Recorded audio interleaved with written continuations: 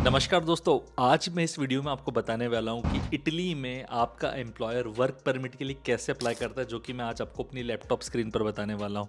ये video YouTube पर available नहीं है क्योंकि उसके लिए आपको रेसिडेंट होना चाहिए यहाँ पर, उसके लिए आपके पास पेड आईडी होनी चाहिए, तभी जाकर आप जो है किसी भी वर्कर के लिए आप इसकी एप्लीकेशन कर सकते हैं। मैं आपको लैपटॉप स्क्रीन पर बताने वाला हूँ, सारी चीज़ें जानेंगे, सो मेक श्योर इस वीडियो को एंड तक ज़रूर देखना। इससे ये फ़ायदा होगा कि आपको ये पता चल जाएगा कि आप जिससे भी ये काम करवा रहे हैं इटली वर्क परमिट का, वो कैसे करता होगा, इसमें पैसा कितना लगता होगा, और आखिरी में जानकर बहुत शौक हो जाओगे कि यार सिर्फ इतना सा पैसा लगता है और चार्ज तो इतना किया जाता है। वही जानेंगे आज के इस वीडियो में, तो चलते हैं मेरे लैपटॉप की स्क्रीन पर। ऑलराइट, सो गाइस, हमें आना है इमिग्रेशन पोर्टल पर, मिनिस्ट्री डेल इंटरनो की वेबसाइट पर। यहाँ पर आपको कंप्लीट डिटेल्स वैसे मिल जाएगी और डिटेल में हम समझने वाले हैं इसको आज, तो मेक श्योर टू एंड तक बने रहे क्योंकि मैं आज एप्लीकेशन बताने वाला हूँ कि एक्चुअली में एप्लीकेशन कैसे होगी। सबसे पहले अगर हम देखें तो यहाँ पर देखो, तो टाइमलाइन इसकी यहाँ पे आप 7 दिसंबर तक अप्लाई कर सकते हो, 23 अक्टूबर से लेकर। अच्छा, इसके बाद जो कैटेगरीज है वो आप देख सकते हो यहाँ पर। सी स्टैग मतलब 9 मंथ्स वाला वीज़ा होता है, B2020 और आबिस जो होता है वो 1 ईयर वाला होता है। ठीक है, इसके बाद यहाँ पर स्टेप्स दिए, किन किन स्टेप्स को फॉलो करके आप जो है एप्लीकेशन कर सकते हैं। एप्लीकेशन करने के लिए आपको नेटिव रेसिडेंट मतलब होना चाहिए इटली का, तभी जाकर आप एप्लीकेशन कर सकते हो। और यहाँ पर एप्लीकेशन फिल तो अभी करोगे आप 7 दिसंबर के पहले पहले, लेकिन सबमिट होगी जनवरी फरवरी में। ठीक है, यहाँ पर देख सकते हो आप। इसके बाद भी कुछ इंपॉर्टेंट इन्फॉर्मेशन है जो कि अभी जानना ज़रूरी है, उसके लिए मैं किसी और दिन कोई वीडियो बनाऊंगा। ठीक है, तो ये मेजर इन्फॉर्मेशन हो गई है कि आप एग्रीकल्चरल, टूरिज्म और 1 ईयर वाले जो पेपर है सबॉर्डिनेट वर्क का और फैमिली केयर में आ सकते हैं, 4 ऑप्शन। अब हम रिजर्व्ड एरिया में जाते हैं। रिजर्व्ड एरिया में लॉगिन करने के लिए आपको स्पीड आईडी चाहिए होती है।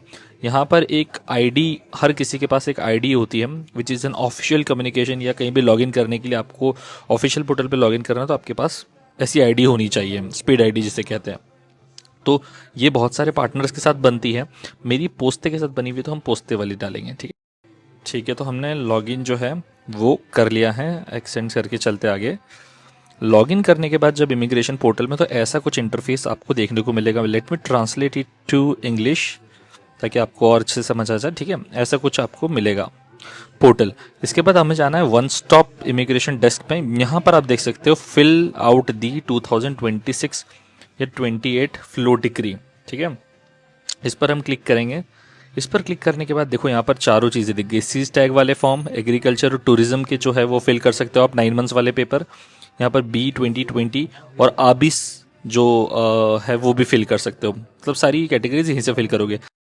ठीक है, ये सबसे इंपॉर्टेंट पेज है, यहीं पर आप जो है आपकी डिटेल्स फिल करने वाले हो। कंप्लीशन परसेंटेज दिख जाएगा, डिटेल्स कौन कौन सी फिल करनी है, आपके एम्प्लॉयर मतलब मेरी डिटेल्स, फिर वर्कर की डिटेल्स मेनली, फिर residence contract, employer declares undertake, worker का प्लेस अकोमोडेशन का और एम्प्लॉयमेंट का, स्टैम्प ड्यूटी पे करनी पड़ेगी 16 यूरो की, डॉक्यूमेंट्स अपलोड करने पड़ेंगे एंड बूम।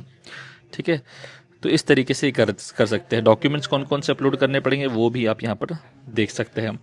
चलिए स्टेप बाय स्टेप चलते हैं पहले हम। ठीक है, यहाँ पर एम्प्लॉय लीगल एंटिटी में आपको जो है सारी एम्प्लॉयर की डिटेल्स फिल करनी होती है। एंटिटी में गाइस अगर आपने कोई लॉयर रख के रखा है, किसी लीगल रिप्रेजेंटेटिव बनाया हुआ है, तो उसकी यहाँ पर डिटेल्स आती है।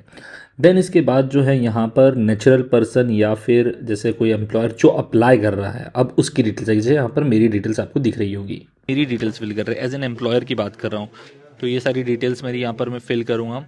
ठीक है, ये सारी चीज़ें पर्सनल रहती है, तो मैं भी फिल करके तो नहीं बता रहा हूँ क्योंकि बहुत लंबा वीडियो हो जाएगा नहीं तो।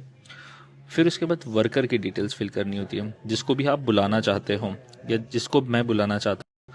वर्कर की डिटेल्स में भी उसकी बेसिक डिटेल्स आती हैं। ठीक है, सिटीजनशिप का स्टेटस आता है, आइडेंटिटी डॉक्यूमेंट जो पासपोर्ट पर डिटेल्स होती है वो होती है, एम्बेसी कौन सी में अप्लाई कर रहे हो इंडिया में वो आपको यहाँ पर सिलेक्ट करनी होगी। देन उसके बाद एनी कॉन्टैक्ट डिटेल्स, अगर कोई और डिटेल्स आपको एंटर करना अपने, तो वो आप एड ऑन करवा सकते हो। ठीक है, ये सारी चीज़ें करने के बाद आपको रेसिडेंस कॉन्ट्रैक्ट पे आना पड़ता है। रेसिडेंस कॉन्ट्रैक्ट में ये सारी डिटेल्स एक बार चेक करते हैं हम। कॉन्ट्रैक्ट प्रपोजल की रहती है, फैमिली असिस्टेंस के लिए हम अप्लाई कर रहे हैं। सबऑर्डिनेट वर्क में कोई सा भी सिलेक्ट कर सकते हो और क्या करवाना चाहते हो साथ में। देन अटेगो कोड, ये कोड एक फिक्स रहता है जो कि वो आपको सिलेक्ट करना होता है।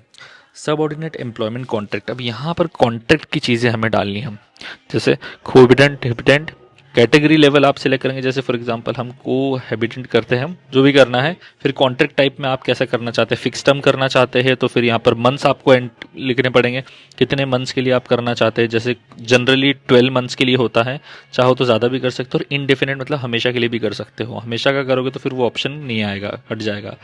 वर्किंग आवर्स कितना फुल टाइम करना चाहते हो, वीकली शेड्यूल क्या रहने वाला है वो मेंशन कर सकते हो, ये सारी चीज़ें करने के बाद। और ग्रॉस मंथली इनकम जो है less than the provided for the current national, वो कम नहीं होनी चाहिए। जो यहाँ पर मिनिमम इनकम सोशल सिक्योरिटी और मिनिमम इनकम करीबन 8,000 यूरो के आसपास रहती है साल की, 8 साढ़े 8,000 यूरो के आसपास, ठीक है, इससे कम नहीं होनी चाहिए। अच्छा, इसके बाद हमें फिल करना है वर्कर्स का जो है पूरा, फिर से वर्किंग प्रोफाइल ही हम फिल करेंगे अभी भी, ठीक है।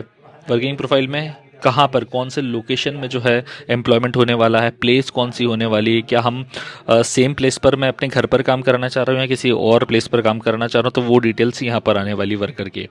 उसके हाउसिंग अरेंजमेंट की डिटेल्स मुझे यहाँ पर प्रॉपरली फिल करनी पड़ेगी, उसका कॉन्ट्रैक्ट लेना पड़ेगा, उसका पहले से ही अकोमोडेशन की मुझे तैयारी यहाँ पर करके रखनी पड़ेगी। तो वो सारी डिटेल्स कहाँ कहाँ पर वो रुकेगा वो पूरी डिटेल्स यहाँ पर फिल करनी रहेगी। जैसे अगर मैंने ये सिलेक्ट कर दिया कि मेरे ही रेसिडेंस पे रुकेगा, तो फिर ज़्यादा कुछ फिल करने की ज़रूरत नहीं बैठेगी, ठीक है। ये हो गया। इसके बाद आती है स्टैम्प ड्यूटी। स्टैम्प ड्यूटी जो है दोस्तों आपको 16 यूरो की पे करनी पड़ती है। अगर मुझसे कोई पूछता है कि यार कितना पैसा लगता है अप्लाई करने के लिए, तो the only amount that you have to pay is 16 euro, ठीक है। बट इसके आगे पीछे बहुत सारी चीज़ें करनी पड़ती है, इसीलिए इतना पैसा लग जाता है। फिर उसके बाद हम अपलोड डॉक्यूमेंट्स पे आते हैं। ये लास्ट स्टेज होती है। सब कुछ होने के बाद आप जो है डॉक्यूमेंट्स अपलोड करते हैं। डॉक्यूमेंट्स में यहाँ पर जो है कंपनी के, आपकी कंपनी है तो उसके डॉक्यूमेंट्स लगेंगे, टैक्स के सर्टिफिकेशंस लगेंगे, पासपोर्ट लगने वाला है, रेसिडेंसी कहाँ पर होने वाली है उसका प्रूफ होने वाला है, फिर रिसीट एंड रिक्वेस्ट, अकोमोडेशन का प्रूफ यहाँ पर आने वाला है, रेसिडेंसी उसकी कहाँ पर है वो मेंशन करी जाएगी। मोस्टली पासपोर्ट से काम हो जाता है। Transfer of building declaration government to provide the transfer of building, ये इसमें बहुत सारे जो डॉक्यूमेंट है वो कहीं ना कहीं ऑप्शनल ही है, तो वो कोई दिक्कत वाली बात नहीं है। जॉब सेंटर वेरिफिकेशन पहले करवाना पड़ता है, यस वो भी एक रिक्वायरमेंट है यहाँ पर। और फिर उसके बाद डॉक्यूमेंट कंफर्मिंग रिफ्यूजी, ऐसा कोई स्टेटस नहीं है तो उसकी ज़रूरत नहीं है। और मतलब मेजर मेजर बेसिक डॉक्यूमेंट्स ही लगते हैं यार, एम्प्लॉय के डॉक्यूमेंट्स लग जाएंगे और पासपोर्ट लग जाएगा, ये तीन ऊपर के जो मेन मेन है, ठीक है। और ये अकोमोडेशन का, ये ज़्यादा चीज़ें नहीं लगानी इसके अलावा। और उसके बाद यहाँ से आपको करना है सेव। सेव करने के बाद सेंड क्वेश्चन कर देंगे हम, ड्राफ्ट क्वेश्चन कर देंगे हम, और इस तरीके से ये जो है आपकी एप्लीकेशन वो रेडी टू बी सेंट हो जाएगी, लेकिन सबमिट नहीं होगी। सबमिट करने के लिए आपको जो है फेबररी और जनवरी में इंतज़ार करना पड़ेगा, तब जाके ये आप सबमिट कर पाओगे। उसके लिए मैं होम पे चल, तो एक्चुअली जब आप 7 दिसंबर के पहले ये डॉक्यूमेंट्स फिल कर देंगे ना, उसके बाद आपको सबमिट जो एप्लीकेशन होगी वो होगी आपकी जनवरी में। तो जनवरी 12 को उनकी होगी जिन्होंने सीजनल वर्क के लिए अप्लाई किया है एग्रीकल्चर के लिए। फरवरी 9 को होगी सीज टैग जिन्होंने टूरिज्म के लिए सीजनल वर्क के लिए अप्लाई किया, 9 मंथ्स के वीज़ा ऊपर वाले। फिर जो 1 ईयर के पेपर है उसमें फरवरी 16 को जो होगी वो नॉन सीजनल सबऑर्डिनेट वर्क के लिए होती है, और फरवरी 18 को जो फैमिली केयर के लिए होती है, जिसके लिए हमने अप्लाई करके भी आपको दिखाया हुआ है। अच्छा, इसमें और भी बहुत सारी चीज़ें जिसका मैं उल्लेख बाद में करूँगा कि आपका वर्क वीज़ा आने में क्या प्रॉब्लम आ सकती है, या फिर आप जब यहाँ पर आ जाओगे तो उसके बाद क्या इश्यूज़ होते हैं। ये सिर्फ लैपटॉप स्क्रीन पर मुझे बताना था कि एम्प्लॉयर कैसे अप्लाई करता है आपके बिहाफ पर नुला उस्ता के लिए या फिर वर्क परमिट के लिए। तो होपफुली ये वीडियो आपको अच्छा लगा होगा। अगर आप चाहते हो कि यार किसी लॉयर की हेल्प लेना, तो वो भी बेहतर हो सकता है, आप किसी लीगल असिस्टेंस की भी हेल्प लेकर ये एप्लीकेशन फिल करा सकते हो। लेकिन इंपॉर्टेंट ये होगा कि आपके पास कोई ना कोई एम्प्लॉयर ज़रूर हो। एम्प्लॉयर किसी भी लीगल एंटिटी के तौर पर किसी से भी एप्लीकेशन करवा सकता है, उसमें कोई इशू नहीं है, लेकिन जो है एम्प्लॉयर होना बहुत ज़रूरी है। इसके बाद जो मैं वीडियो बनाने वाला वो बनाऊंगा कि यार इटली में जब आपका वीज़ा लग जाता है, वर्क वीज़ा, उसके बाद आने के बाद यहाँ पर क्या रिस्पॉन्सिबिलिटीज़ होती है, क्या काम करना होता है, वो जानेंगे। तो इस वीडियो को ढेर सारा प्यार दीजिए और मिलते फिर हम लोग नेक्स्ट वीडियो में। Till then bye bye, take care.